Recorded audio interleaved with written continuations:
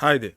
In this video, I want to offer my 2 cents concerning the, I don't want to say controversial. I don't want to say so because there's nothing controversial in closing down schools. But that's what has been in news for about 2 weeks now. And I think that we should talk as Christians. We should actually talk. About 3 weeks ago, I did a video in which I talked about Sharia hellhole. If you have not watched that video, please search for it and you're going to find it. I was responding to one Professor Noibi or something like that, Shitu Noibi, and he was essentially saying that those that opposed Sharia, it is because they are ignorant, that if they were actually educated properly, they would wholeheartedly welcome Sharia. And I showed in that video that it's a lie. It is propaganda. They are trying to bait you into accepting it. But once you accept it, the deed is done. You are doomed. And so within a week of releasing that video, something happened. The Ramadan came and 4 states in the north decided to shut down schools. And ever since, it's been argument and counter-argument. It's been accusation and counter-accusation. But the schools remain closed. And they will remain closed until the end of Ramadan. And that is the end. They have achieved their aim. So the question we're asking is, those who were telling us that Sharia would not affect Christians, will not affect non-Muslims. Okay, so in the case of closing down the schools, does that affect non-Muslims? Does that affect Christians or not? That is the question that proponents of Sharia have to answer. But what I want to do in this video is I don't want to repeat what most people have repeated. I want to show you 3 things, 3 reasons why I think the schools were shut down. I want to give you just 3 reasons. But before I do that, let's hear what the Minister of State for Education has to say concerning the closure of schools in those 4 northern states. Minister. The Minister of State for Education, Professor Suwaiba Ahmed, is urging the governments of Bauchi, Katsina, Kebbi and Kano states to reconsider their decision to shut down state-owned schools for Ramadan. Professor Suwaiba fears that time would be lost if schools remain shut for Ramadan. According to her, the Ministry of Education is continuing to engage the states to reopen the schools, though she admits that the federal government has no control over state-owned schools. I hope you've heard it. You've heard it. They will continue to urge them. Essentially, the federal government is begging them, please open the schools. Open the schools. While they flex muscles and say, no, we're not going to open the schools. We're not going to open. It is our school. It's our right. But I want you to see the minister, this Minister of State for Education. Speaking to our political correspondent, Terry Ikume, on our political paradigm. Education is on the concurrent list. We have at the federal government, our schools are open. Look at the Minister of Education, the Minister of State. Just look at her. This is the Minister of State for Education, ladies and gentlemen. And so, education is under concurrent matters, meaning that, it's not important. It's not important. You will see where I'm going with this eventually, but I want her to say some things so that we can have things to think about.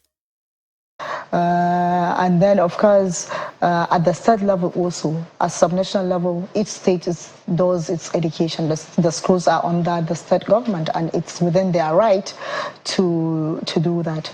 To do that. It's within their right to do that. It's within their right to do that. Ladies and gentlemen, this is Minister of State for Education. Look at her appearance. It's within their rights. How about the Christians? How about the non-Muslims? Well, I thought you said Sharia will not affect them. Look at the minister. It's within the right of those states to shut down schools. But the Christians don't have any rights under Sharia. That is the point we're making. And if you cannot get it, I pity you. You who claims to be, you just claim to be a Christian. But you don't understand. Somebody was asking in the video that I mentioned about Sharia hellhole.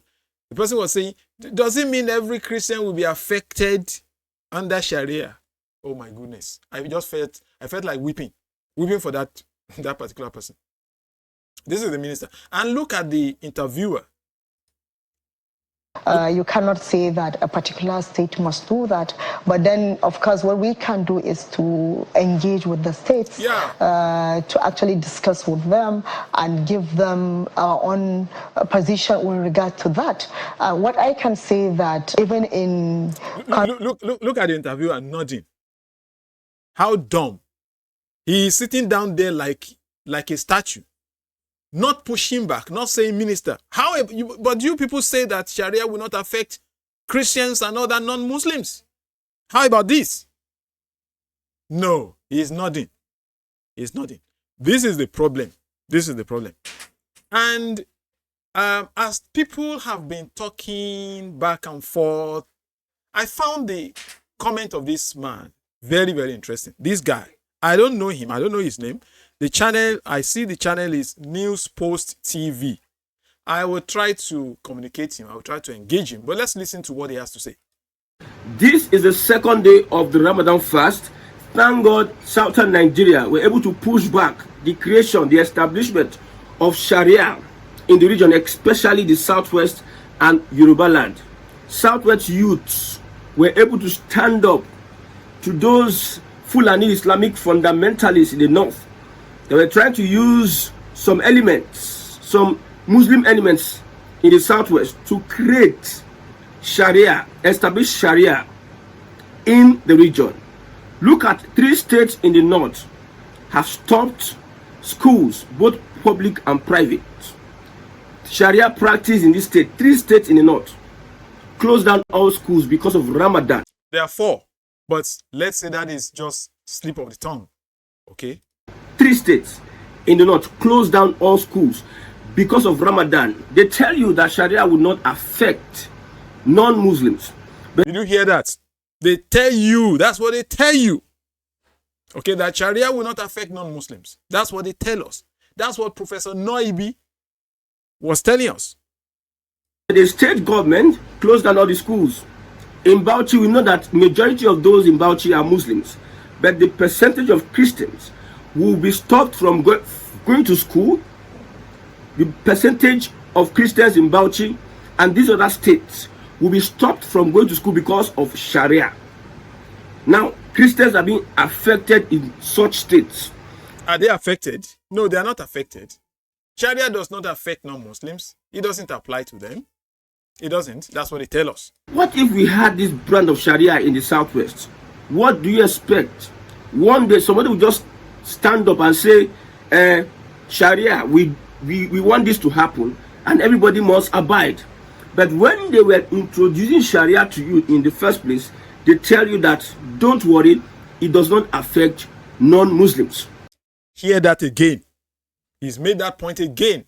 Some idiots, useful idiots, who call themselves journalists, will be pandering to the propaganda of the Islamists because they don't have backbone.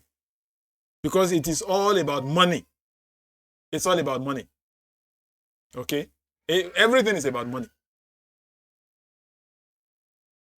Some Muslims were defending the actions of this state, where others are saying that don't generalize. You see, 2 brands of Muslims.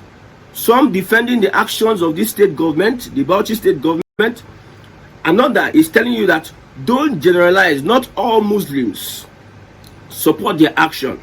You see what happens when the state government are implementing the Sharia. Those non-Muslims will not channel their energy to those state government, telling them that what they are doing is wrong. No, he means those moderate Muslims. Okay, that's the point he's making. There are 2 brands of Muslims. The moderate ones who are opposing the actions. They are not opposing, but openly they are saying, well, we don't support it. We are Muslims, but we don't agree with it. Whereas you find some other Muslims who will be saying Christians should keep quiet. Christian Association of Nigeria should keep quiet. They are meddling in matters not pertaining to them. People like one professor from Murik, okay, they'll be saying Christians should not talk. It's none of your business. And so when you say, but this is the outcome of Islam, then the moderate ones will not channel their energy against the states implementing this. They will now turn to us and be fighting us and be saying, why are you generalizing? Why are you generalizing? Why are you generalizing? But they will not fight their fellow Muslims that are doing the thing. This is how you will be struggling and shouting, and then everything is going on like that. This is the strategy. Islam is propaganda. That is why some people say Islam is like a green snake under the green grass. The moderate Muslims are the green grass under which Islam hides to perpetrate evil. That's it. Or stop them, or protest against them. But they will channel their strength to you that is saying is attacking the actions of this government. That is hypocrisy, two sides. They will channel their strength attacking you that you are saying Muslim generalizing, but they will not channel their strength to stop, to speak against the actions of these three states. I've told you hypocrisy is part of this Sharia of a thing.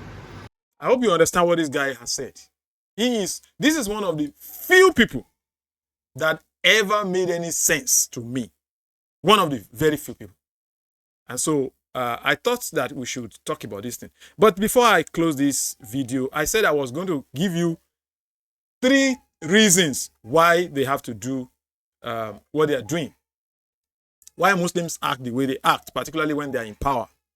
Why they had to close down schools. Ask yourself, why is it that they didn't close down markets? Why is it that they didn't close down banks? Why is it that they didn't close down government offices? Why didn't they close down companies? Why school? What have these children, these small children, what have they got to do with fasting? These children are not fasting. 3-year-old, 4-year-old, 5-year-old, 6-year-old children. They don't fast. Why must you close down schools? Why don't you close down any other thing, any other institution? You know why? I'm going to give you 3 reasons. Number 1, it is to let non-Muslims know that they are not relevant.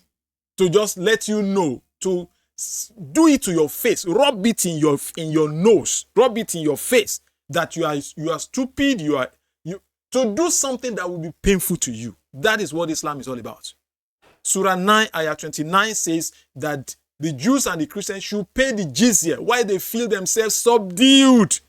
So it's not the payment that is important. It is the feeling of not being important. It is the feeling of not being a human being. You're going to be treated like a second-class or third-class citizen in any Sharia state. And they want you to know that you are a non-entity. You are irrelevant. You don't amount to anything. That is the message. That is the number 1 message. Anywhere Islam dominates, Christians in particular, Jews in particular, must be trodden down so that they will feel that they are useless, they are stupid, they are idiots, they are not important. That is the number 1 message. So it's about domination, particularly dominating Christians. The second reason is hatred of Western education. That's the second reason. Because they equate Western education with Christianity. They know that Christianity gave birth to Western education. And so fighting Christianity, they have to fight Western education. Anything Western Western civilization, they must reject it in order to prove that, Islam is, is superior, and they don't care. Anything that is connected with Christianity must be fought to a standstill. That is the second message. Why is it that successive Nigerian governments have been cutting ties from the West and instead have been looking towards UAE, Saudi Arabia, and Islamic countries, and they have been trying to make trades with China instead of USA or UK? It is the same mindset, because they see USA, UK, or Europe in general as the bedrock. Is it bedrock? The birthplace of Christianity. And they are wrong. They are wrong. These places, these Western places, they are not the birthplace of Christianity. Christianity came to Africa before it went to Europe. You understand that? So, but that is the second reason. What do you think is the meaning of Boko Haram? Boko Haram simply means forbidden education. That's what it means. And they are referring to Western education. So that's number 2. Number 3 is to keep Islam in place. As long as people remain ignorant, Islam will be dominant. In any society, any community where there is sound education, the possibility of Islam growing is very small. That is why many people are rejecting Islam in educated places. That is why in Iran and other Islamic countries that are exposed to the internet, Islam is going down. But look at northern Nigeria. The education is almost zero. Almost zero. And so Islam and education, proper education, enlightenment, they are inversely proportional. The more education you have, the more likely you are going to reason and then reject Islam. The less education you have, the more likely you are going to embrace Islam because you cannot think. You cannot reason for yourself. That is why they are destroying education. For years, I don't have time, I can't show it again. For years and years and years and years, schools have been closed down in the north. Children have been kidnapped. Schools have been attacked. It is year in, year out, year in, year. Why? Why? These are the reasons that I've given you. And so for those of you that value your life, you value education, you value good life, you value the future of your children, you've got to stand up and say no to this nonsense. You have to, don't listen to what these ignorant Muslims are saying and say, well, it's not, we are not the same. We are not supporting them. If you are not supporting them, go and protest against them. Go and fight against them. Stop fighting us. Stop telling us that, hey, it's not everybody. What do you mean by it's not everybody? Since the day they've been talking back and forth, have they rescinded? Have they changed their mind? No. No. They will do what they will do. That is what Islam is. And that's why we have to be here and to talk. If this video has been of any interest to you, please like and then share it and subscribe if you have not done so. And remember, stay away from Islam. Thank you and God bless you.